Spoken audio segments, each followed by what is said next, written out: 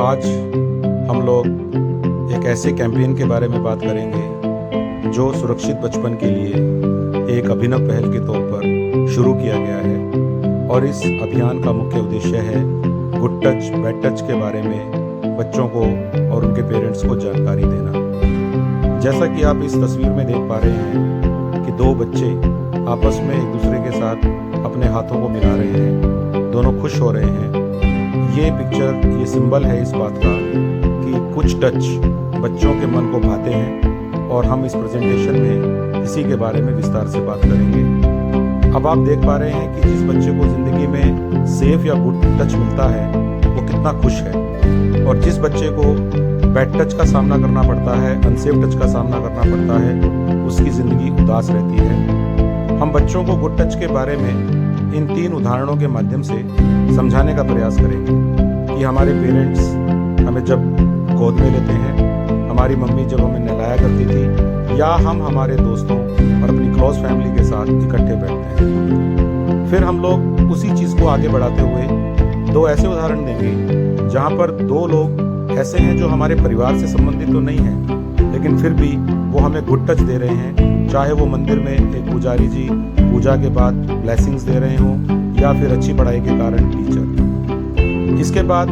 घर के ही grand parents जब हमें टच करते हैं, हमें अपने हाथ में हाथ डालकर बाजार लेकर सामान दिलाते हैं, या फिर डॉक्टर अंकल या आंटी हमारे बीमार होने पर हमारे पेरेंट्स की उपस्थिति में हमें चेक करें। ये सारे गुड टच का एक रिपीटिशन आप देख रहे हैं। माता पिता, डॉक्टर, मम्मी का नहलाना, दादा का प्यार, भाई के साथ हग करना और फिर दोस्तों के साथ मस्ती करना, ये सारे टचेस हमारी ज़िंदगी में हमेशा हमारे साथ रहे हैं। ये सारे सेफ टच हैं। लेकिन हमें अब समझाना है बैड टच के बारे में। यदि हमारे आसपास के लोग, हमारे अजनबी, हमारे आसपास जो दूसरे लोग हैं, अगर वो हमारे होठों पर, चेस्ट पर, between the leg private part पर और हमारे बॉटम्स को बिना बात के टच करें, तो ये बैड टच था। और यहाँ पर जो बैड टच है वो जब कोई स्ट्रेंजर हमें अनकंफर्टेबली टच करते हैं, या कोई व्यक्ति हमारे उन प्राइवेट पार्ट्स को टच करे जो मैंने आपको पिछली स्लाइड में बताए, या हमें हर्ट करने की कोशिश करते हैं, हमें चोट पहुँचाने की कोशिश करते हैं, ये भी बैड टच है। एक बैड टच और हो सकता है जो डिजिटली हो सकता है। अगर कोई हमें अपने टेलीफोन, मोबाइल, टैबलेट, पीसी पर बैड कंटेंट दिखाता है या भेजता है, तो ये भी बैड टच है। इसके बाद आप देख सकते हैं कि बैड टच ज़रूरी नहीं कि केवल मेल से या किसी लड़के से आए। बैड टच किसी लड़की से भी आ सकता है। इसीलिए बच्चों को दोनों तरह की बात बताना ज़रूरी है कि बैड टच करने वाले लोग मेल फीमेल यानी कि औरत या आदमी में से कोई भी हो सकते हैं। और फिर हमें बच्चों को समझाना है कि अगर उन्हें लगता है कि उनके साथ बैड टच होने की संभावना है, किसी ने उनको अकेले में देखकर अपने साथ दबोच लिया है या वो बैड टच करने ही वाले हैं, तो नो गो टेल, हमें ये स्ट्रेटजी बच्चों को बतानी है। नो का मतलब है लाउड वॉइस में, यानी कि तेज आवाज में चिल्लाइए नो, और वहां से तुरंत भाग जाइए, उस कमरे से, उस बिल्डिंग से गो। और तीसरा, जाकर अपने किसी ऐसे फैमिली मेंबर को बताइए जिन पर आपको पूरा विश्वास है, यानी कि टेल। इसके बाद ये बात और ध्यान रखिए कि ये टेल की जो बात है, यानी कि हमारे साथ किसी ने गलत हरकत करने का प्रयास किया है, किसी अंकल आंटी ने या भैया दीदी ने, तो तब तक अपने उस ट्रस्टेबल मेंबर को जिस पर आपको विश्वास है बताते रहिए जब तक कि वो आपकी बात को सुन ना ले। और मैं यहाँ पर सभी सुनने वालों को ये भी रिक्वेस्ट करूँगा कि कृपया करके बच्चों को ये बात बार बार रिपीट करिए। बच्चों की उम्र कई बार छोटी होती है, तो इनको जब तक हम ये बात बार बार रिपीट नहीं करेंगे, नो गो टेल, हर 3 महीने 6 महीने में ये लेक्चर हमें रिपीट करते रहना चाहिए ताकि बच्चों की मेमोरी में आ जाए। और अंत में एक तीसरा मैसेज जो बच्चों को देना बहुत ज़रूरी है, अगर बैड टच हुआ है और हमारे आसपास मदद करने के लिए कोई भी नहीं है, या हमारे खुद के फैमिली मेंबर उस बैड टच के लिए दोषी हैं और हमें कोई रास्ता नहीं सूझ रहा है, तो बच्चों को पूरी तरह समझाना है 1098 1098। यही स्पर्श प्रोग्राम का मुख्य उद्देश्य है कि हमारे बच्चों का भविष्य सुरक्षित हो, वो देश के अच्छे नागरिक बने।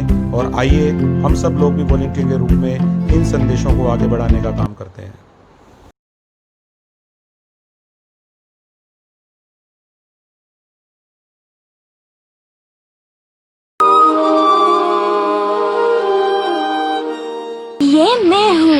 कोमल, मैं 9 साल की हूँ। मुझे मेरा स्कूल बहुत अच्छा लगता है।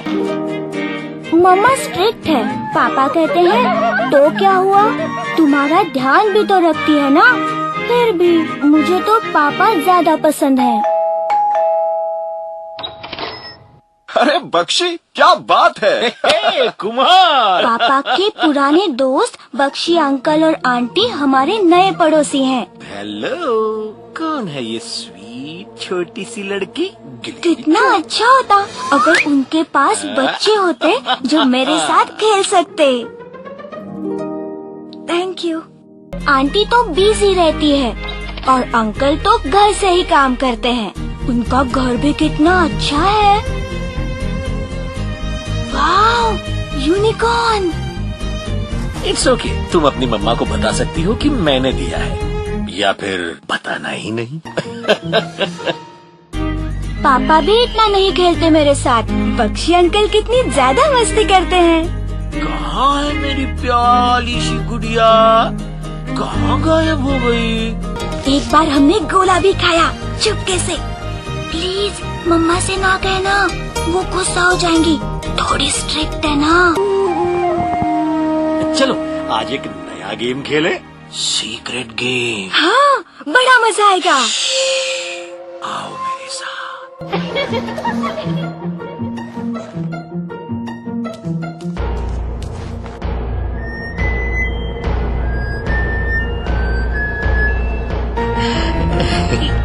ये क्या कर रहे हो अंकल? ये कैसा गेम है? मुझे समझ नहीं आ रहा। मुझे बहुत गंदा लगा। क्यों किया बख्शी अंकल ने ऐसा? कितना गंदा लग रहा है। कोमल, कोमल, सब ठीक तो है ना बेटा? हेलो मिसेस कुमार, आपसे कोमल के बारे में बात करनी थी। किसी ने तुम्हें मारा क्या? अगर तुम मुझे बताओगी नहीं तो मैं तुम्हारी मदद कैसे करूंगी बेटा? मेरे पास एक सीक्रेट है। प्रॉमिस करती हूँ मैं तुम पर गुस्सा नहीं करूंगी। मैं तुमसे प्यार करती हूँ ना बेटा, तो फिर मुझ पर विश्वास करो। वो अच्छे अंकल नहीं है। चाइल्ड लाइन, मेरी दोस्त प्रिया वहाँ काम करती है। वो बच्चों की मदद करते हैं। 10, 9, 8।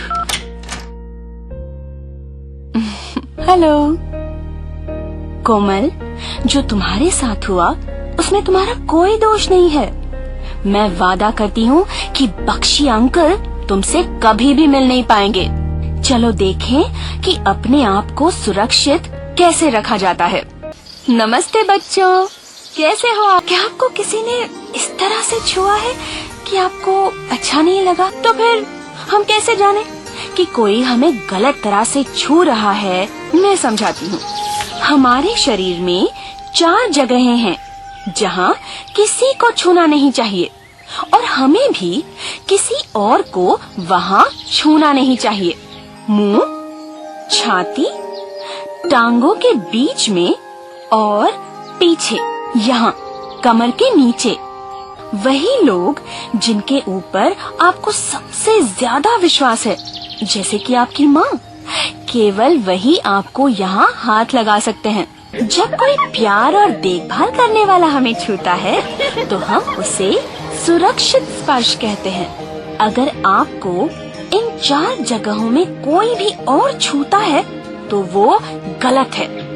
आपको शर्म आ सकती है, डर, गंदगी या उदासी महसूस हो सकती है। कोई तुम्हें गंदी तस्वीरें या फिल्म दिखाए या फिर तुम्हारे कपड़े उतारे या तुम्हारे सामने अपनी निजी जगहों को हाथ लगाए, और इसे हम कहते हैं असुरक्षित स्पर्श।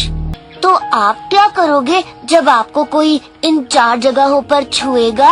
आपको चिल्लाना है, नहीं नहीं, और फिर भागकर उसे बताना है जिसपे आपको भरोसा है। तो फिर अगर तुम्हें कोई गलत तरह से छुए या फिर इस तरह से बर्ताव करे जिससे तुम्हें अच्छा नहीं लगे, तो जिस पर तुम्हें भरोसा है उसे जाकर तब तक बताते रहना है जब तक वो तुम्हारी बात समझ नहीं जाते। जिस पर तुम्हें भरोसा है उनसे बात करके, चाहे वो मम्मी हो या पापा, तुम अपनी और दूसरों की भी मदद कर रहे हो। हमेशा याद रखना, ये तुम्हारी गलती नहीं है कि किसी ने तुम्हें गलत तरह से छुआ है। ये उसकी गलती है जिसने किया है। कभी नहीं डरना या पीछे भी नहीं हटना।